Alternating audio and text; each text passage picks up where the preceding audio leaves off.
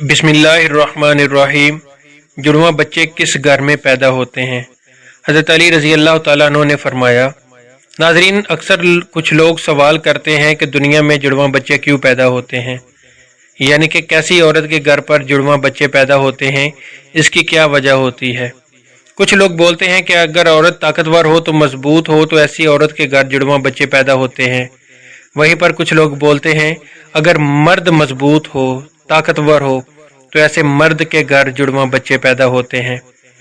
آج کے اس ویڈیو میں ہم آپ کو حضرت علی رضی اللہ تعالیٰ عنہ کے حوالے سے اسی بات کے بارے میں بتانے والے ہیں کہ جڑواں بچے کب اور کیوں پیدا ہوتے ہیں۔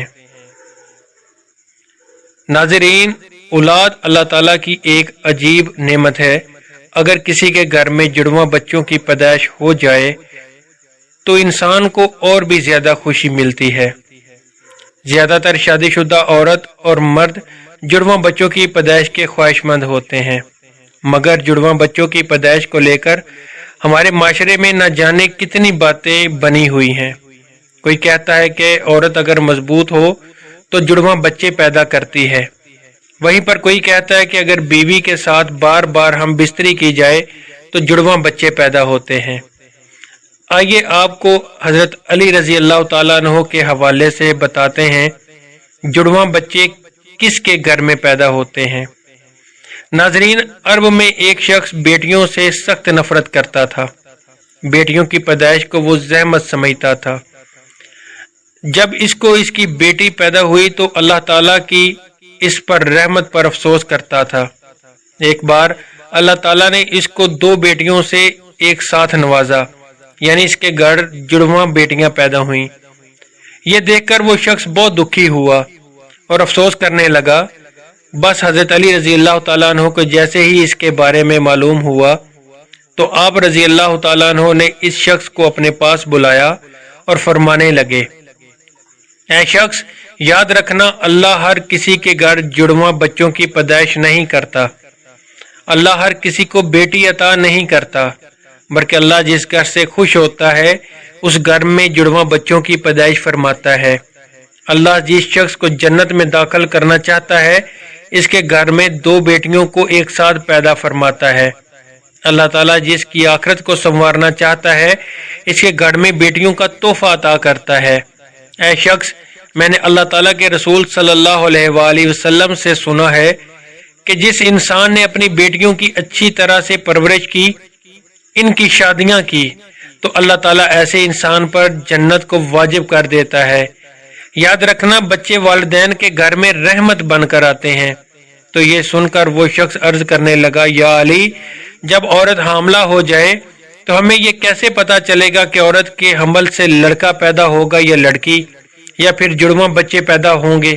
تو حضرت علی رضی اللہ تعالیٰ عنہ نے فرمایا، اے شخص، اس بات کو اللہ ہی بہتر جانتا ہے کہ کس عورت کے حمل سے لڑکا ہوگا یا پھر لڑکی ہوگی، یا پھر جڑواں بچے پیدا ہوں گے۔ لیکن ہم آپ کو ایک نشانی بتا دیتے ہیں جس سے آپ کو پتہ چل جائے گا کہ عورت کے پیدا ہونے والا بیٹا ہے یا بیٹی، یا پھر دونوں۔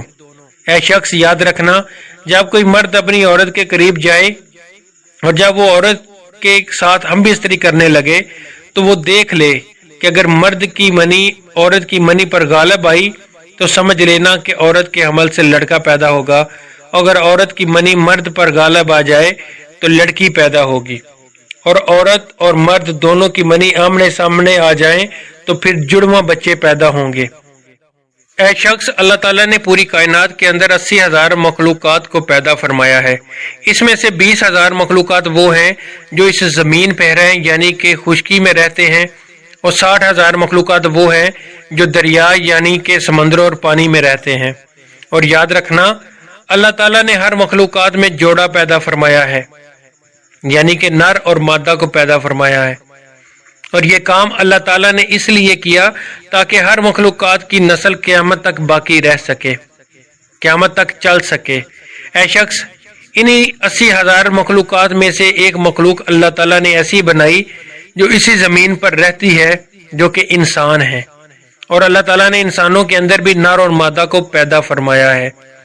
ناظرین، اللہ تعالیٰ نے خود قرآن پاک میں ارشاد فرمایا ہے، کہ نہ میں کسی کا باپ ہوں اور نہ ہی میری کوئی اولاد، اور میں اولاد سے بھی پاک ہوں اور ماں باپ سے بھی پاک ہوں، میرا کوئی بھی ہمسر نہیں، میں تنہا ہوں اور اکیلا ہوں۔ آگے اللہ تعالیٰ فرماتا ہے، یا میں جانتا ہوں کہ عورت کے پیٹ میں ہونے والا بچہ لڑکا ہے یا لڑکی یا پھر دونوں، میں جس کو چاہوں بیٹا عطا کرتا ہوں اور جس کو چاہوں بیٹی عطا کرتا ہوں، اور جس کو چاہوں لڑکا اور لڑکی دونوں کو ملا کر دے دیتا ہوں، اور جس کو چاہوں کچھ بھی عطا نہیں کرتا، یعنی کہ میں بانجھ بنا دیتا ہوں۔ ناظرین، اتنے میں ایک شخص کھڑا ہوا اور دست ادب جوڑ کر عرض کرنے لگا، یا علی، میرا بچہ صحت مند نہیں رہتا، ہر وقت وہ روتا رہتا ہے، میں کیا کروں؟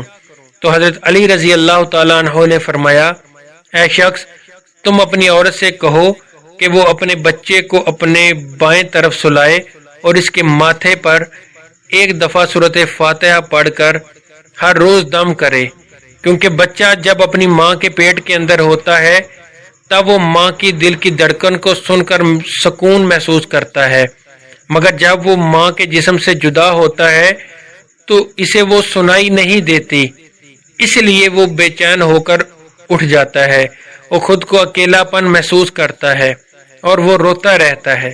اس لیے اگر عورت بچے کو اپنی بائیں طرف سلائے گی تو وہ ماں کے دل کے قریب رہے گا اور دل کی دھڑکن کو محسوس کرتا رہے گا اور وہ سکون میں رہے گا۔